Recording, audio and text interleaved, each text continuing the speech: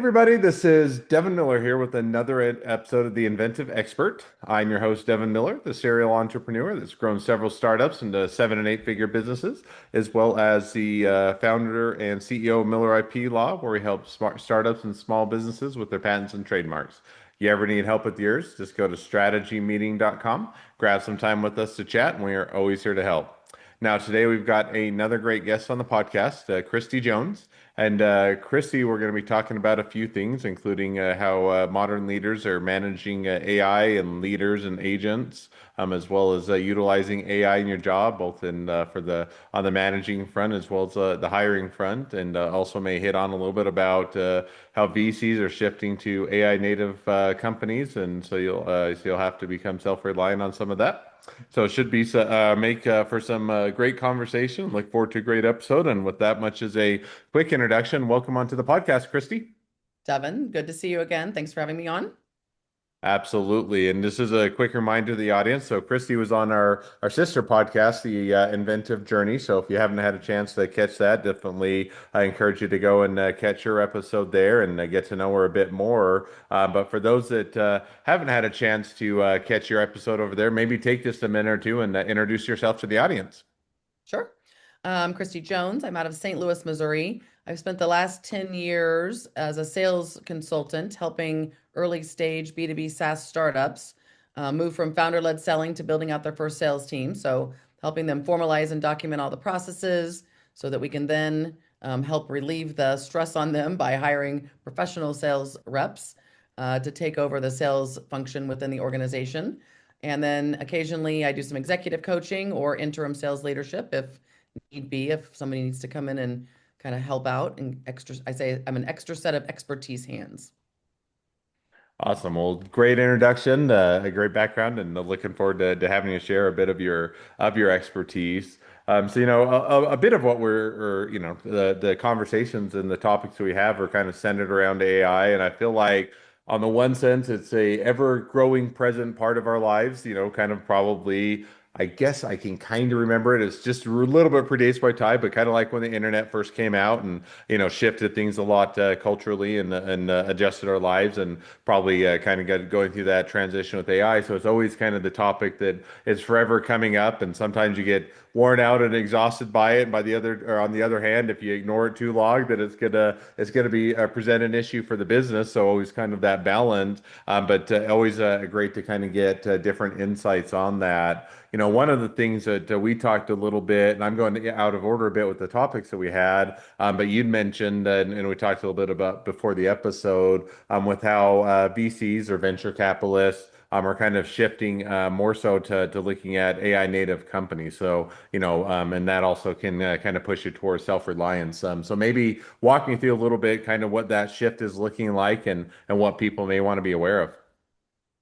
Yeah, I mean, the statistics are clear. 100% of VC investment this year so far with first time investing in an organization is with AI native companies. The majority of investing last year, similar in nature. So, I've worked with, several startup founders over the last 10 years who had received Series A funding. And I'm not sure that Series B is coming. So if there's a difference between having AI embedded or feature sets within your SaaS product that are AI enabled, if you will, versus building an AI native application. And so, just sort of like, I would say that that's the current darling. There have been lots of darlings along the way. This is definitely the current darling. But I am concerned about those founders that I've worked with in the past or businesses that have received seed funding or Series A funding that with having not built your product AI native from the start, that additional funding, you may need to support yourself. You may need to help yourself. I don't know that the financial help from VCs is coming. So, and you touched on it, but maybe to help us understand, I mean, certainly integrating AI within any given business, I think, as it makes sense, and some businesses lend themselves more to it than others. If you're a software platform or data processing or a virtual assistant, or content creator, a lot of those naturally lend themselves to it versus, hey, if I'm doing, and I'm not picking out by any means a plumber, I'm still going to utilize a lot of the tools and do a lot of the things that AI, maybe helps a little bit, but not as native as to it. But when you say native AI, does that mean that you really have to start a business out after the advent of AI into our lives, and it has to be solely focused on AI? Or because you kind of hit on the difference between integrating AI into a existing business versus making native. So maybe help us better appreciate the difference there. Yeah, companies that are an AI native, as you mentioned, it's easy. Like the line in the sand is AI didn't exist. AI was already in existence when they built their business. So think Lovable, easily think Riplet. Those people who have totally taken advantage. So everything they built an entire product where you just speak to it. So just like speak, type, whatever, however you communicate with your AI object. But everything that happens is happening in the background and all you're doing is speaking to it versus AI enabled, if you will. So, as an example, today or yesterday, I was working to clean up a spreadsheet that I wanted to import into HubSpot, and it was missing a lot of first and last names were missing, but the email address was there. So, Copilot popped up and said, "Is there any way I can help you today?" And I'm like, "As a matter of fact, I think you can." And I explained the project to them in layman's terms. And the next thing I know, they had gone through those email addresses and where it said first name dot last name, they had slotted the first name in column B and the last name in column C, and boom shakalaka. But that wasn't, Excel was not built as an AI native product. Microsoft has inserted AI via Copilot into it. And so if you're seeing, obviously, native AI makes it easy. Okay, started my business year or less ago, AI or AI centric or AI focused business. I can check that box for VCs. If you are in the latter, so give you an example. I'll take, not that I'm looking for venture capitalists, but Miller IP Law is just an example. Founded it about 8 or so years ago. By at that time, AI didn't exist. You had automations, you had CRMs, you had a lot of things that we integrated very early on, but AI wasn't around yet. At this point, we have a mixture. We utilize a lot of AI tools. We use it for a lot of our processes, so anything from content marketing to air checking to everything, a lot of assistance in drafting, not taking out the human aspect that makes sense to leave in. So in that case, we wouldn't be a native AI, you know, business because we started before AI came out. So not that we are, but were we to be looking for venture capitalists to build the next AI, backed law firm, would I be better to go and start a brand new law firm and just, or, do a new business that I can claim it to be AI, native AI, or is there a way to still retroactively integrate that within a business and or still check that box? Does that make sense? Yes, I mean, if you're looking for funding, I mean, if you don't think you can get where you need to go without outside funding, then yes, you're going. I don't know that you have to start a brand new business, but you would have to maybe rebuild your entire product. Like while the current product's running, right, and you still got revenue against that, perhaps the dev team is off somewhere else, rebuilding it as more AI native than it is today. Like things like reports, right? Like being able to, I say to people, I go, that's like in this day and age, SaaS companies should not be giving you a library of reports or dashboards on things. You should be able to take, and custom, you should be able to have a product where you just say, like, I want to pull in, filters. Like, I want to pull in all of these different data points and create a report based on that. But I also think, like, I'll be honest, like, I'm, if I was a B2B SaaS company with Series A funding, and I was in the process of thinking about going to fundraise for Series B, like, let's say the beginning of last year. I think this is a great opportunity. I always laughed about people. I said, like, what's profit? Like for years and years and years, right? I never heard the word profit. Like it was just not in our vernacular, right? None of the companies were profitable. They weren't intended to be profitable. No one was pissed off that they weren't profitable. But now there's an opportunity to, you have to, before you could take a few years to get your act together, if you will. The VCs obviously wanted you to triple your revenue every year. But now it's like, I think this is the best thing that might happen to some companies where now you're thinking about EBITDA, now you're thinking about gross profit, now you're thinking about things that you haven't thought about before. Now you are looking at your, P&L in a different way. And so like like the more money you take, the more you've given up part of your company. right? So like you don't at some point you might not own the majority shares of your company. And so this is an opportunity to retain more shares, retain more of your company, fewer people on fewer people on your board to tell you what to do.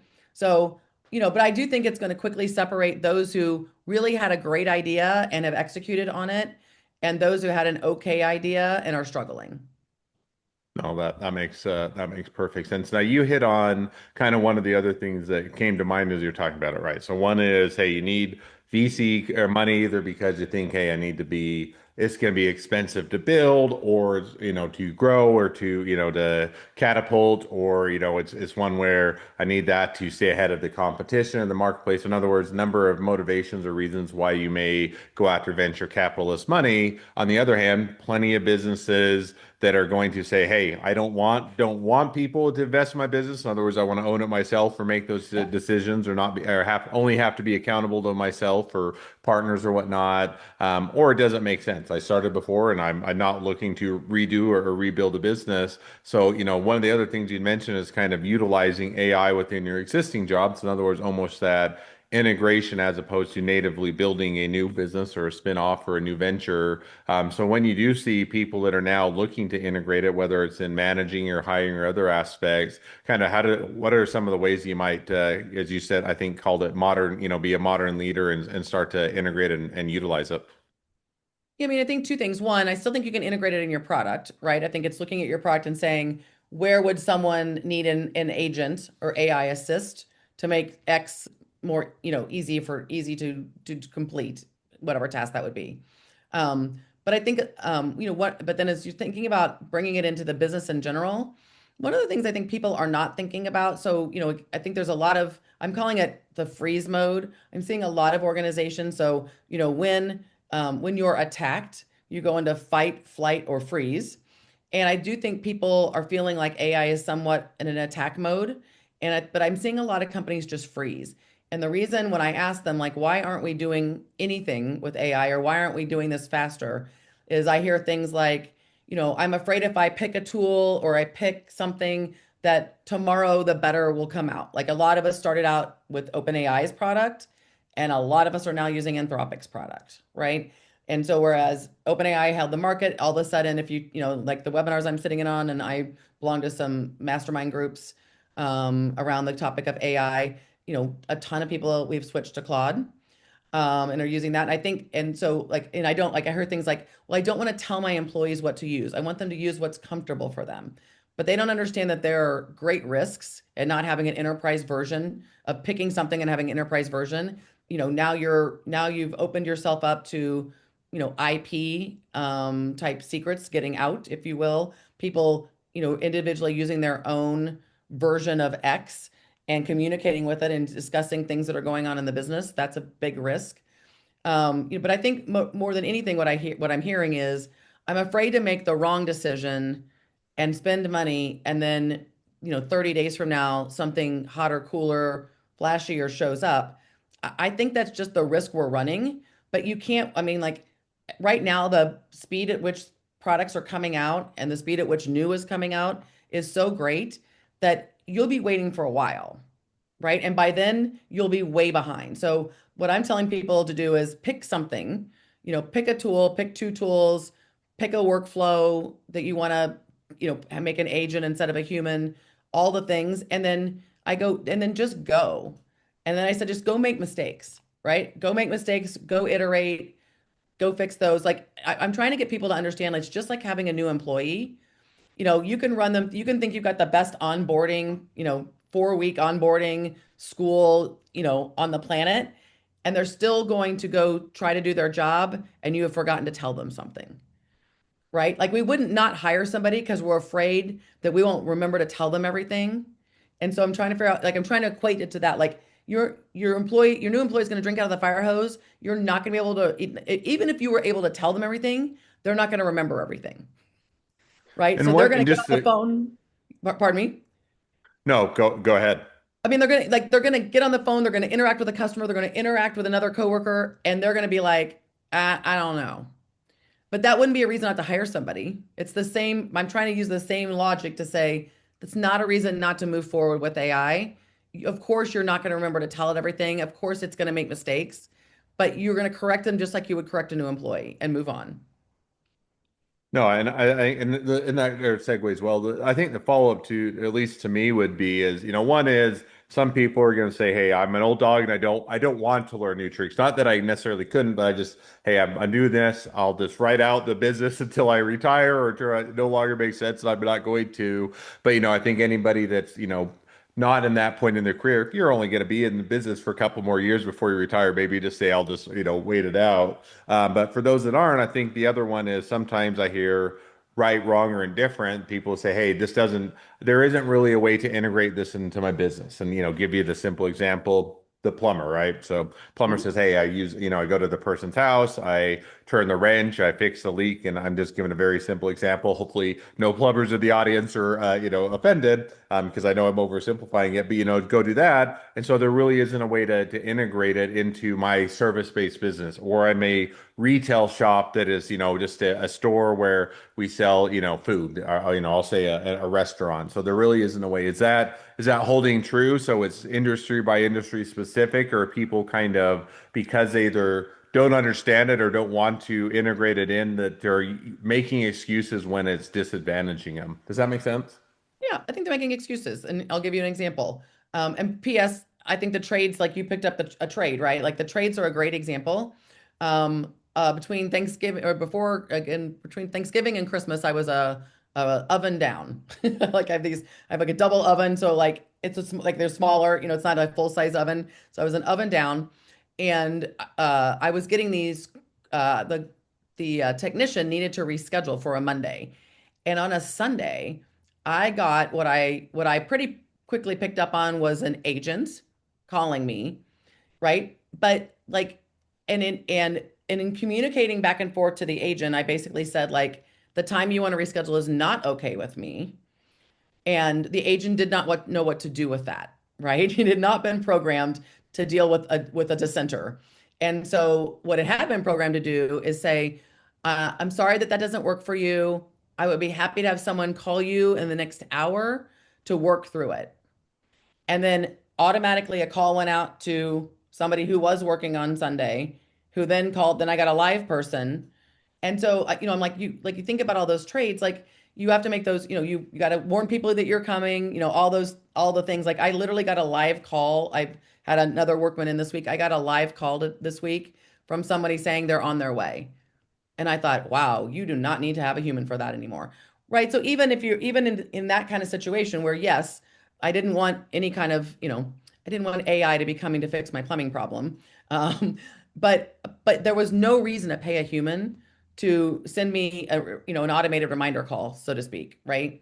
And so there's so many ways, but I was so impressed with the electrician. I mean, I told them, I when I got him on the phone, I said, that's like big boy stuff. Like I didn't mean to be, again, I didn't mean to be like, you know, like be snotty or look down on anybody. I was so impressed that I mean, it was a local, right? This wasn't a chain. This wasn't a nationwide, plumbing chain or anything. This was like just a local company whose probably owner is a geeky, right? Is probably some, tech geek who grew up being a tech geek and was like, "Oh, I'm totally in on this." So I don't think I think there's lots of things that you're not thinking about that you could be. And again, a lot of people are using the automated texting or calls, but it's just an automated message. I got a human, like I got not a human, but I got somebody I could have a conversation with. I was shocked. No, and I like that an aspect because you hit on one of the pushbacks, and I always like to play devil's advocate. One of the pushbacks is, hey, I don't want to remove the human aspect. In other words, sometimes it is nice to not. You can, maybe you'll get smart enough and good enough that you'll be indistinguishable from a person. Not that Mhm. way for the most part. You can typically feel when you're talking with an AI, whether it's voice or texting or whatnot, just Mhm. doesn't quite have that same feel to it, and it has the limitations. Sometimes it doesn't know the answer, so then it either makes it up, which is bad, or it tells you That's you don't bad. know. But I think that having the ability to still integrate in that human aspect while offloading, hey, the follow-ups, the reminders, the check-ins, and those type of things is a good example of that. One of the other ones that I think you'd hit on was on the hiring aspect. And so when you're looking at that, hiring aspect of kind of going through that, what are kind of the ways that people can leverage that within their business to maybe have better hiring practices or identify people that are a better fit? Or is there any ways that, businesses, because almost all businesses at some point are going to hire in some form and fashion. Can be Hmm. an independent contractor, can be a one-off, can be a full-time employee, could be a partner, or a co-founder, but you're going to be looking to expand or build, grow the business for most of them, unless you are truly a solo, individual that never does anything more. And that's not bad, but just, vast majority. So how do you, thoughts on how you kind of incorporate that maybe within how you approach the hiring aspect of a business? Yeah, I think the thing that people aren't thinking about is they're interviewing for AI skills and competency, if you will. So, tell me what your favorite AI tool is. Tell me how you use it. That isn't going to tell you what I think you really need to know. What people don't understand is that when AI gets incorporated into the job, there's going to need to be an increased level of discernment, objective judgment, critical thinking, strategic thinking skills because you have to, like you mentioned, you didn't use the word, hallucinations, but they get things wrong, right? I had a argument with my AI 2 days ago. I was like, you just told me that we needed to fix it, and then you didn't fix it, and then you didn't fix it 3 times. And had I just copy pasted what it had done, assuming it had fixed it, and put it into the document I was working on, I would have looked like an idiot because it wasn't fixed. But but I know better than to not double check everybody's work before I send something out. But when you're hiring people now, they're going to be using AI. They should be using AI to help be more efficient with their job. But if they're just copy pasting whatever AI told them without reading through it, you applying, objective judgment to it. Does this even make sense? Does it make sense in the context of what I shared? And I think the other thing that, I'll pick on I've got a Gen Zer, so I'll pick on the Gen Z generation. They're text talkers, right? Like they've grown up communicating via text and being via shorthand and writing skills. Like even when we had even when SDRs were the hot job in tech, I would put people through writing tests because you're letting a kid out of college, if you will, a 23-year-old send emails to B level or C level executives at companies on behalf of your company, and without good writing skills, that's a challenge. If you can't write a good prompt, like it's not, you can't be efficient if it takes you 5 times to write a prompt, right? If you write a prompt and then AI has to ask you 25 questions because your prompt sucked. So like those kind of things, like you should be testing for those. I actually run my sales candidates through an AI exercise where I give them a scenario and then tell them they have to use AI. But I have them, they must show me the prompt that they used, how they edited it, the new information, like the prompt they used, the information they got, how they edited it, the new information that they got, and then they have to answer, then my question is, and so what would you do? Like, what did you think about that? And what would you do differently? And is that reliable information that you would take if you were going into a prospect meeting with, a Fortune 5,000 company? And so I don't think people are understanding that the skills that that job may have needed yesterday are not the same skills. Like the SDR job, as an example, we basically wanted them to check their brain at the door. Like we had all these processes. We're like, here's your patch. Here are your people. Just put them into the cadences, and and don't think about it. Just get on the phone, ask them the 4 qualifying questions, and then schedule an appointment. We basically didn't want them to think. That is not that's a recipe for failure. So now you're looking for probably higher level candidates than you ever have before. No, and I like that. And, analogy that it probably comes to mind a little bit different, but along those same lines, so as I mentioned, I guess for the integrator, I would say we're probably on the front end, at least on our area of law of integrating a lot of this fairly early on in a lot of different aspects. And I utilize within the firm a number of independent contractors and other Mhm. attorneys. And we have a number of tools. Do air checking. In other words, they draft a document, an application for something, for on a patent or trademark. And I say, now run it through this AI checker. It will catch 90% of what, the errors that I used to check for. In other words, the things I used to do Mhm. manually. And it saves me time, saves back and forth, saves revisions, and otherwise gets it much closer. And yet I still have to reinforce. It doesn't mean that, to your point, you check your check your brain in the door and just do whatever it tells you because I think it's kind when we call them hallucinations. I just think it's or sometimes it gets it wrong or makes things up. And so you have to still infuse a level of discernment and hey, is this make sense? Is this what I wanted to say and how it should say? And just because it's telling me to do this or giving me this answer doesn't always mean it's correct. And so I think that some point maybe when it all takes over and it's smarter than all of us, then you can say that's no longer an issue. But for the foreseeable while, I think that that is, what they're prompting. And because that's the other thing, I'm going off now on my own tangent. I could go off of this for a while just because I find it interesting. Same thing we'll have on the flip side, at the law firm, we'll have clients that say, hey, I told AI to draft a patent application for me. I really don't need an attorney. And I'm putting it less nicely. They're usually nicer of that, but to say, why can't I just have AI do it? And I have to say, well, because honestly, as great as AI can be in some applications, here's all, it gets a whole bunch of things wrong. And it's interesting that people have now almost kind of, I always give the analogy to when I've talked about it with my wife, which is, when Google came out, nobody knows how Google ranks things, vast majority of people, why something shows up when you search it. And it depends on how you search and what you're searching for. They just automatically trust that Google is telling or giving you what you want. And we've almost some people made that transition to whatever AI tells us, I'll just trust it blindly and never do that. And so it's what is the prompt? If you prompt it one way and tell it this is the answer that you wanted to rationalize, it will That's rationalize it correct. even That's if it's right. wrong. And so it's Yep. an interesting dynamic to where, just to your point, you can't just simply blindly follow it, and you have to have a level of ability and experience to utilize it properly. I think the other thing that's interesting is I'll use your law analogy, but I mean like it's basically a lot of times we're writing prompts to lead the witness, right? Which is why we're getting Yep. the answers that we're getting.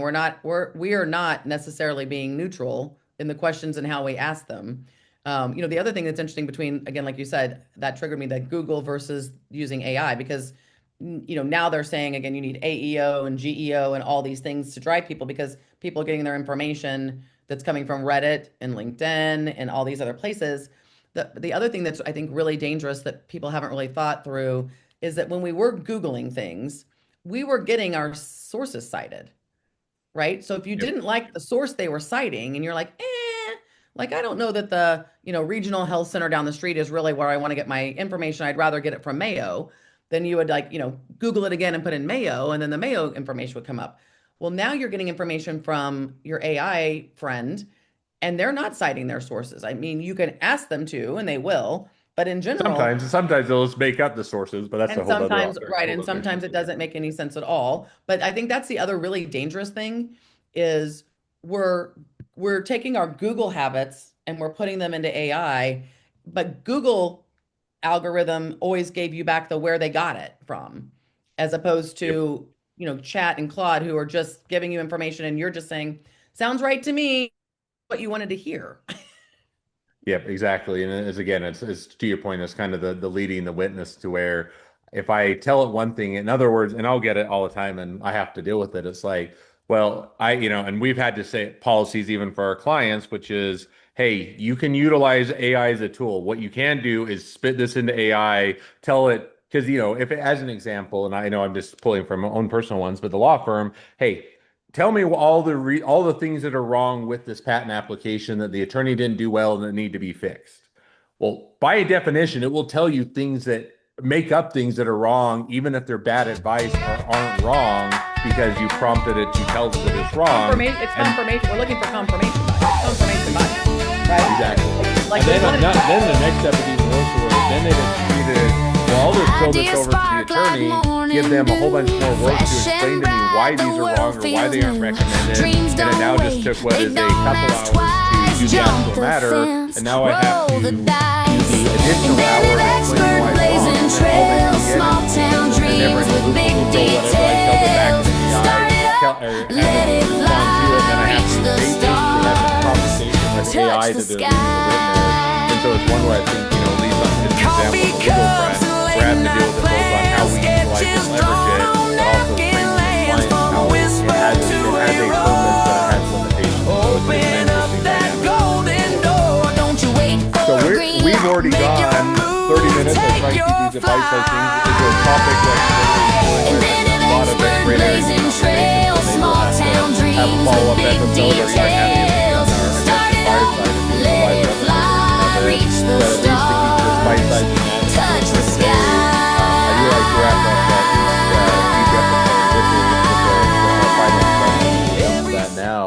Okay. which is so within your industry, what is one of the biggest myths and why is it wrong?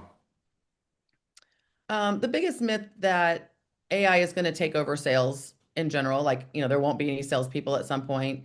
And the reason it's wrong is that sales is a big broad category. If you have a commodity or you have a one call close type of product, yep, it might be able to do that. But the more complex the sale is, at some point, human judgment's got to come in, negotiation. And I do think that people are going to be willing to pay and buy things from agents or automation or augmented, if you will, in the future. But I also always think there's going to be a certain amount of products that people are going to want to, that they looking for trust.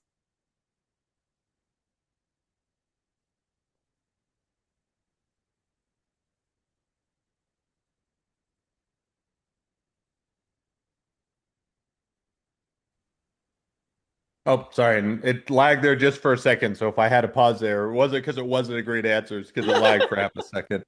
No, I think that's absolutely true. And my experience is probably also dependent on, as you said, it's that trust. If I'm buying a $10 item off of Amazon, my level of needing to have trust is much less than if I'm having someone do their tax or do my taxes and the downside of it getting or the AI getting it wrong is I going to go to jail for or tax fraud. I'm Right. probably going to want a much greater level of trust in the person that's doing the work than just or having blind faith in AI. So I do think it's that level of trust. And even if AI could get it perfect, I think until it's established that it can do so over a long period of time, people are still going to want to have that human aspect of I want to make sure that someone that's done this for a while knows what they're doing, can at least make sure it's done properly and that it isn't infusing those things. So I think that's a great myth to dispel, and even on the marketing front, and a great one where I think that people now have to be able to better articulate the advantages of utilizing probably more of a hybrid model of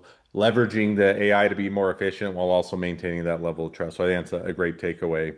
Thanks. Well, as we do wrap up, if people want to reach out to you, they want to be a customer, they want to be a client, they want to be an employee, they want to be an investor, they want to be your next best friend, any or all of the above, what's the best way to reach out to you, contact you, find out more? Yeah. I would love for you to connect with me on LinkedIn, send me a connection request with a little note, tell me what your big takeaway from today was. And if I can be of help, let me know that and I will reach out and we'll schedule a call. Awesome. Well, I definitely encourage people to reach out, support a great business, expand their network, and if nothing else, make a new best friend. So, with that, thank you again for coming on the podcast. It's been a fun, it's been a pleasure. Now, for all of your listeners that are out there, if you have your own journey to share or your own expertise to share, feel free to apply to be on the show. Just go to inventiveunicorn.com. Along that note, if along your journey you need help with patents or trademarks or anything else with your startup, your small business, just go to strategymeeting.com, grab some time with us to chat, and we're always here to help. Well, thank you again, Kristie, for coming on the podcast and wish the next leg of your journey even better than the last. Thanks, Devin.